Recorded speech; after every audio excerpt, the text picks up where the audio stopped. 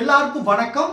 இன்னைக்கு நம்முடைய கிளாஸ்ல வந்து பாத்தீங்கன்னா BEd first year second semester அதுல வந்து பாத்தீங்கன்னா மேஜர் சப்ஜெக்ட் தான் நம்ம பார்த்துட்டு இருக்கோம். அந்த மேஜர் சப்ஜெக்ட்ல யூனிட் 5 தான் நம்ம பார்த்துட்டு இருக்கோம். சரிங்களா? அந்த யூனிட் 5ல இன்னைக்கு ஒரு முக்கியமான ஒரு 10 மார்க் क्वेश्चन இருக்கு.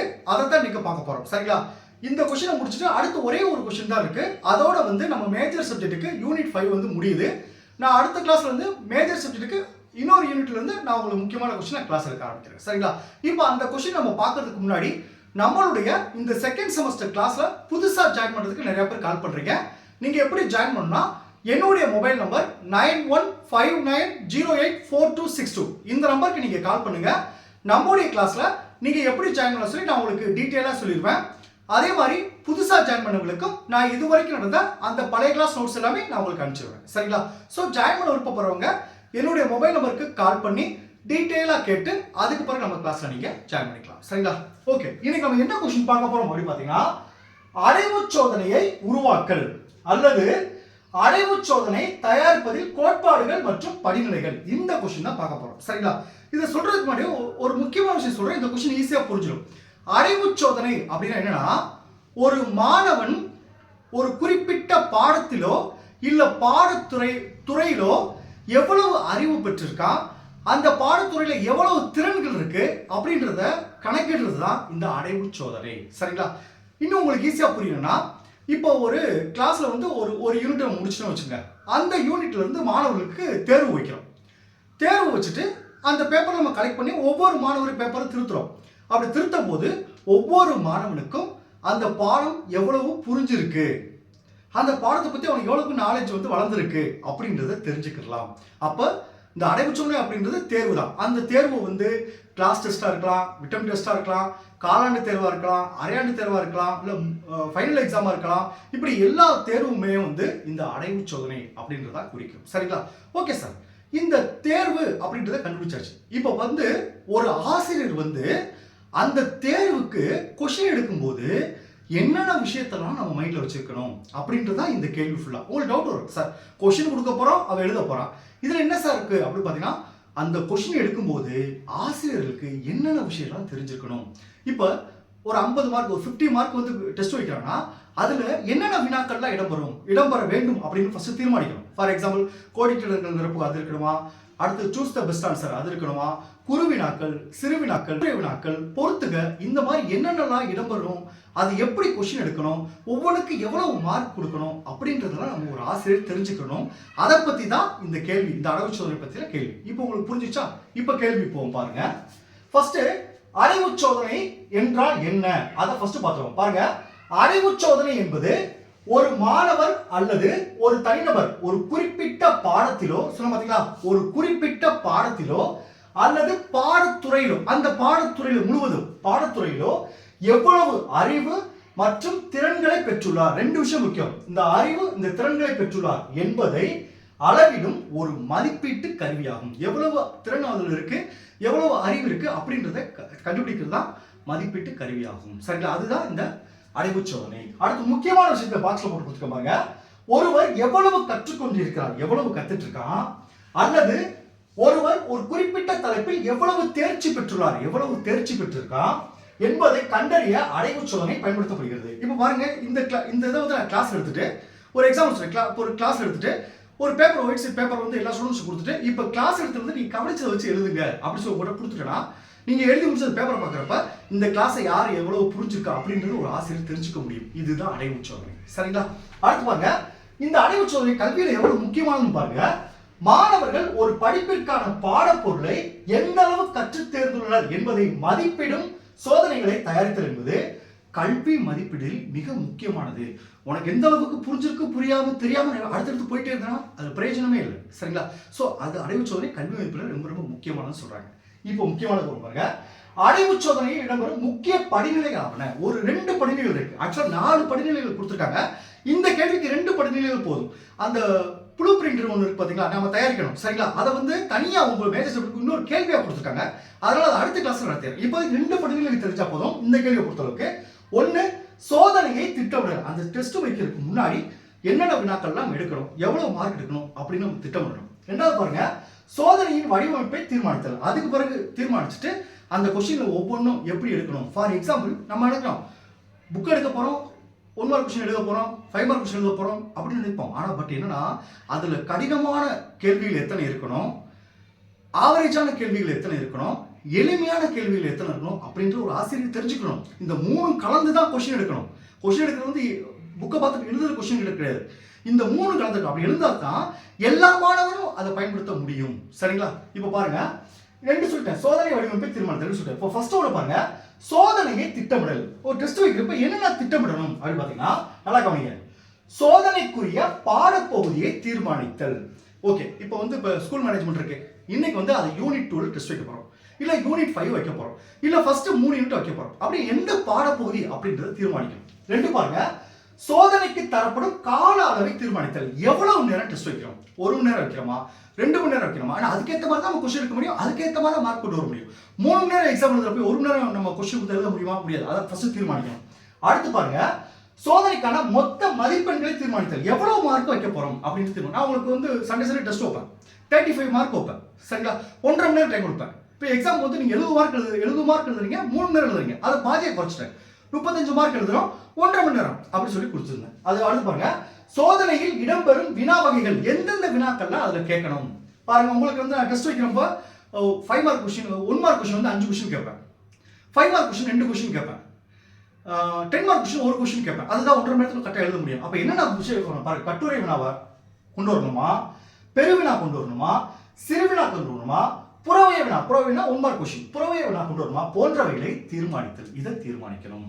அடுத்து பாருங்க, வினாக்களை தேர்ந்தெடுத்து விடையளிக்கும் வாய்ப்பு பற்றி தீர்மானித்தல். அதாவது சாய்ஸ் கொஸ்டின், சாய்ஸ் இருக்கு பாத்தீங்களா? இப்போ நான் சொல்லியிருக்கேன் 5 மார்க் கொஸ்டின் வந்து 3 கொடுத்துருப்பேன், 2 எழுதுனா போதும் சொல்லுவேன். 10 மார்க் கொஸ்டின் 2 கொடுத்துருப்பேன், 1 எழுதுனா போதும். அந்த சாய்ஸ் இருக்கு, அதை ஃபர்ஸ்ட் தீர்மானிக்கணும். சரிங்களா?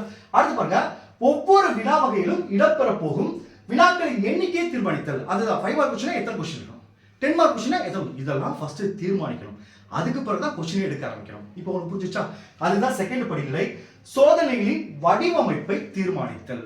இதுல பாருங்க, ஒரு 4 வடிவமைப்பு இருக்கு. ஒன்னு பாருங்க, கற்பித்தல் நோக்கங்களை முடிவு செய்து அவற்றிற்கு நிறையிடுதல். சரிங்களா? அதான் கற்பித்தல் நோக்கங்களை, அதாவது 5 மார்க் கொஸ்டின் கொடுத்துட்டோம், இல்லைன்னா கொஸ்டின் எடுக்க போது தெரிஞ்சுட்டோம், ஒவ்வொன்றுக்கு எவ்வளவு மார்க் கொடுக்கணும் அப்படின்றத தீர்மானிக்கும். அதுதான் நிறையிடுதல். இப்போ கீழே விவரிக்கும் போது உங்களுக்கு ஈஸியா புரியும். செகண்ட் பாருங்க, சோதிக்கப்படும் பாடப்பகுதிகளுக்கு நிறையிடுதல். அதாவது 3 யூனிட் சொல்லிட்டேன், 3 யூனிட்ல ஒவ்வொரு யூனிட்ல இருந்து எவ்வளவு மார்க் கொஸ்டின் எடுக்கணும் அப்படின்னு எனக்கு தெரியணும். ஏன்னா எந்த யூனிட்ல ஒமிட் பண்ணிட கூடாது. 3 யூனிட் சொல்லிட்டு 2 யூனிட், 3 யூனிட் சேர்ந்து 50 மார்க் டெஸ்ட் வைக்கிறேன், 2 யூனிட் 40 மார்க் எடுத்துட்டு 3வது யூனிட்ல 10 மார்க் எடுக்க கூடாது. 3 யூனிட் ஈக்குவலா கொண்டு வரணும். அதான் சொல்றாங்க. அப்படி எப்படி எடுக்கணும்? சோதிக்கப்படும் பாடப்பகுதிக்கு நிறையிடுதல், அடுத்து வினாக்களுக்கு நிறையிடுதல், அடுத்து கடினத்தன்மை அளவுக்கு நிறையிடுதல். சொல்ல பாத்தீங்களா? அந்த வினாக்கள் வந்து கடினத்தன்மை எவ்வளவு இருக்கணும், ஆவரேஜா எவ்வளவு இருக்கணும், தென் எளிமையான கொஸ்டின் எவ்வளவு இருக்கும் அப்படி தீர்மானிக்கணும். சரிங்களா? இதுல ஃபர்ஸ்ட் பாருங்க, இதுல 2 மட்டும் சொல்றேன், 2 புரிஞ்சுட்டா மற்றது ஈஸியா படிச்சிடலாம். ஒன்னு பாருங்க, கற்பித்தல் நோக்கங்களுக்கு நிறையிடுதல். இந்த கொஸ்டின் எல்லாமே நம்ம கிளாஸ் எக்ஸாம்ல நான் அனுப்பிச்சிடுறோம். ஃபர்ஸ்ட் ஒன்னு பாருங்க, பொதுவாக அறிவு சோதனைகளில் அறிதல், புரிந்து கொள்ளுதல், பயன்படுத்துதல், செய்திறன்கள் என்பன வகை சோதிக்கப்படும். இந்த அறிதல்னா அதுல சிறு வகை வினா, புறவய வினா, கட்டுரை வினா, அந்த எல்லாமே அதுல கலந்து வரும். அந்த ப்ளூ பிரிண்ட் நடத்துறப்ப இது கொஞ்சம் தெளிவா உங்களுக்கு புரியும். இப்போதைக்கு தெரிஞ்சுக்குங்க. அறிதல், புரிந்து கொள்ளுதல், பயன்படுத்துதல், செய்திறன்கள் என்பனவை சோதிக்கப்படும். இதெல்லாம் இந்த டெஸ்ட்ல இருக்கணும். 2 பாருங்க, இந்த 4 நோக்கங்களுக்கு உரிய அளவில் மதிப்பெண் ஒதுக்குதலே கற்பித்தல் நோக்கங்களுக்கான நிறைவேறுதல். 4 மதிப்பெண்கள், அதாவது சிறு வினாக்களுக்கு எவ்வளவு மதிப்பெண், 1 மார்க் கொஸ்டினுக்கு எவ்வளவு மதிப்பெண், கட்டுரை வினாக்கள் எவ்வளவு மதிப்பெண், அப்படி ஒதுக்கிறது தான் நிறையிடுதல் அப்படின்னு சொல்லுவாங்க. சரிங்களா? அடுத்து பாருங்க, சிறந்த அடைவு தேர்வில் அறிதல் மற்றும் புரிந்து கொள்ளுதல் ஆகிய 2 கற்பித்தல் நோக்கங்களுக்கும் சேர்த்து 60க்கு மிகாமலும். நல்லா கவனிங்க, இந்த அறிதல், புரிந்து கொள்ளுதல் நல்லா புரிஞ்சுக்கோ. உங்களுக்கு டவுட் வரும், சார் அறிதல் என்ன, புரிந்து கொள்ளுதல் என்ன, அறிதல் என்னென்ன கொஸ்டின் எடுக்கணும், புரிந்து கொள்ளுதல் என்ன கொஸ்டின் எடுக்கலாம், உங்களுக்கு டவுட் வரும். இந்த இதை வந்து அதை நான் சொன்ன பார்த்தீங்கன்னா அடுத்த கிளாஸ்ல இந்த இதெல்லாம் வரும். இப்போதைக்கு இந்த வார்த்தையை மட்டும் புரிஞ்சுங்க. இந்த 2ல இருந்து 60% மார்க் எடுக்கணும். அடுத்து பயன்படுத்துதல் நோக்கத்திற்காக 30% அளவிலும் செயல்பாடுகளுக்கும் 10% அளவிலும் மதிப்பெண்கள் ஒதுக்கப்படும். சரிங்களா? அவன் ஆக மொத்தம் எத்தனை சொல்லிருக்கா பாருங்க, 60, 90, 100% மார்க் வந்துச்சு பாத்தீங்களா? அது ஒரு அட்டவணையில கொடுத்துருக்கா பாருங்க. வரிசை 1 அறிதல் சம்பந்தமா எத்தனை கொஸ்டின் எடுக்கணும், ஒதுக்கப்பட்ட மதிப்பெண்கள் 10. அடுத்து பாருங்க, புரிந்து கொள்ளுதல் 20 மார்க். இப்போ ஃபார் எக்ஸாம்பிள் 10 மார்க் ஒரு எக்ஸாம்பிள் சொல்றேன், 1 மார்க் கொஸ்டின் 10 மதிப்பெண்கள் எடுக்கணும். அடுத்து புரிந்து கொள்ளுதல் 20 மார்க், சிறுவினாக்கள் 20 மார்க் எடுக்கணும். அடுத்து பயன்படுத்துதல் 15 பெருவினாக்கள் 15 மார்க் எடுக்கணும். அடுத்து செய்திடங்கள் இப்போ கட்டுரை வினாக்களுக்கு ஒரு 5 மார்க். ஒரு எக்ஸாம்பிள் சொல்றேன், 5 மார்க் எடுக்கணும். அப்போ டோட்டலா வந்து நம்ம 50 மார்க் எடுக்கிறோம், அதை 100க்கு கன்வெர்ட் பண்றோம். சரிங்களா? ஸோ இதுதான் ஒவ்வொரு கேட்டகரிக்கும் எவ்வளவு மார்க் எடுக்கணும் அப்படின்றதான். இது வந்து சிறுவினால வரும், இது பெருவினால வரும், புரிந்து கொள்ளுதல் கட்டுரை வினாக்கள் வரும், அதெல்லாம் 1 மார்க் கொஸ்டின்ல வரலாம். சரிங்களா? ஸோ இதுதான் இந்த ஃபார்மெட். இது ஃபார்மெட்டுக்கு அட்டவணை பார்த்தோன்னே என்னமோ கொடுத்து நினைக்காங்க, நம்ம மார்க் ஒதுக்கிறோம் அவ்வளவுதான். சரிங்களா?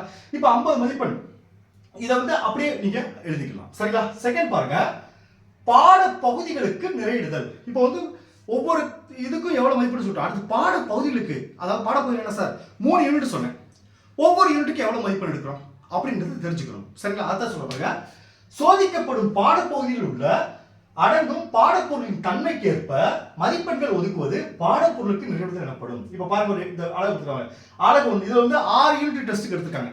நீங்க அதை 4 மாத்திக்கலாம், இல்ல 5 மாத்திக்கலாம், இல்ல 6வே எழுதிருங்க. இப்போ அழகு 1ல மொத்தம் என்ன செய்ய போறேன், 5 மார்க் எடுக்க போறேன். யூனிட் 1ல 5 மார்க் எடுக்க போறேன், யூனிட் 2ல 6 மார்க் எடுக்க போறேன், யூனிட் 3ல 18 மார்க் எடுக்க போறேன். இப்போ உங்களுக்கு தேவை சார் யூனிட் 3ல மட்டும் 18 பெரிய யூனிட்டா இருக்கலாம். சரிங்களா? 18 மார்க் எடுக்க போறேன். அழகு 4 4வது யூனிட்ல வந்து பாத்தீங்கன்னா 5 மார்க் எடுக்க போறேன். அழகு 5 10 மார்க் எடுக்க போறேன். அழகு 6 6 மார்க் எடுக்க போறேன். சரிங்களா? மொத்தம் 50 மார்க், அது 100 கன்வெர்ட் பண்ணிருக்கேன். இவ்வளவுதான் இந்த டேபிள். சரிங்களா? இதே மாதிரி தான் ஒவ்வொன்றுக்கும். அடுத்து வினாக்களுக்கு நிறையிடுதல். சரிங்களா? அந்த வினாக்களுக்குன்னா அந்த ஃபர்ஸ்ட் வந்து முத வந்து ஒவ்வொரு பகுதிக்கும் எவ்வளவுன்னு சொன்னோம், அடுத்து ஒவ்வொரு பாடத்திலிருந்து எவ்வளவு சொன்னோம், இப்போ ஒவ்வொரு கேள்விக்கு எவ்வளவு சொல்றோம். அதாவது எப்படின்னா, குறுவினாக்கள் மொத்தம் 10 மார்க் எடுக்கணும்னு சொன்னோம், கோடிக்கடைகள் மொத்தம் 10 மார்க் எடுக்கணும்னு சொன்னோம், கட்டுரை வினாக்கள் மொத்தம் 20 மார்க்னு சொன்னோம். அது மொத்தமா சொன்னோம். இப்போ வந்து ஒவ்வொரு வினாக்களுக்கும் ஒதுக்கணும். அதான் சொல்றாங்க சோதனையின் கால அளவு. இந்த வினாக்களுக்கு நிறையிடுறதுக்கு முன்னாடி என்னென்ன விஷயம் ஞாபகம் வச்சுக்கணும்னா, பாருங்க, கேட்கப்பட வேண்டிய வினாக்களின் எண்ணிக்கை அதை பொறுத்து எத்தனை வினாக்கள்னா எடுக்கணும்னா என்னென்ன கேள்வி வருதுன்னா எவ்வளவு வினாக்கள் வரும். அதில் பாருங்க, சோதனை கால அளவு எவ்வளவு நேரம் நம்ம டைம் டெஸ்ட் வைக்கிறோம். அடுத்து வினாக்களின் வகைகள், என்னென்ன டைப்ல வினாக்கள் வைக்கிறோம். அடுத்து மாணவர்களின் வயது நிலை, அவங்களுடைய வயது நிலை எவ்வளவு. அடுத்து பாடப்பொருளின் கடினநிலை, இந்த பாடம் கடினமான பாடமா. அடுத்து பாடப்பொருளின் விரிவு எவ்வளவு பெரிய யூனிட்டா. இதெல்லாம் மைண்ட்ல வச்சு தான் அதுக்கு ஒதுக்கணும் அப்படின்னு சொல்றாங்க. அதுதான் பாத்தீங்கன்னா இந்த இந்த இந்த இது கொடுத்துருப்போம், இந்த ஃபார்மேட் கொடுத்துருப்பாங்க. இந்த கொடுத்துருக்காங்க பாத்தீங்களா. இதுல பாருங்க, கட்டுரை வினாக்கள் வினாக்கள் எண்ணிக்கை 1 தான். அடுத்து ஒதுக்கப்பட்ட மதிப்பெண் 10, அதை 20க்கு மாத்திரம் 100க்கு கன்வெர்ட் பண்றோம். சரிங்களா? அடுத்து பாருங்க, விடையளிக்க தேவைப்படும் நேரம் 20 நிமிஷம். சரிங்களா? இதுதான் அந்த அட்டவணை, 20 நிமிஷம் கொடுக்கும். அடுத்து பாருங்க பெருவினா, வினாக்கள் எனக்கு 2 கொஸ்டின் இருக்கும், ஒதுக்கப்பட்ட மதிப்பெண் 10 எடுக்கிறோம். சரிங்களா? இதுதான், இந்த மாதிரி தான் உங்களுக்கு ஈஸியா இருக்கும். இதை நீங்க ஒன் டைம் ரீட் பண்ணாவே உங்களுக்கு ஈஸியா புரியும். இன்னும் முக்கியமான விஷயம் பாருங்க, இந்த கடினத்தன்மை, கடினமான வினாக்கள் 10% இருக்கணும், சராசரியான கடினத்தன்மை 30% இருக்கணும், அடுத்து எளிய வினாக்கள் 10% இருக்கணும், டோட்டல் 50. அப்ப அந்த 50 வந்து பிரிக்கிறாங்க, கடினத்தன்மை எவ்வளவு இருக்கணும், எளிமையா எவ்வளவு இருக்கணும், ஆவரேஜ் எவ்வளவு இருக்கணும், இந்த மாதிரி பிரிக்கிறது தான் இந்த கேள்வி. சரிங்களா? Okay, thank you students. நம்ம அடுத்த கிளாஸ்ல பார்ப்போம்.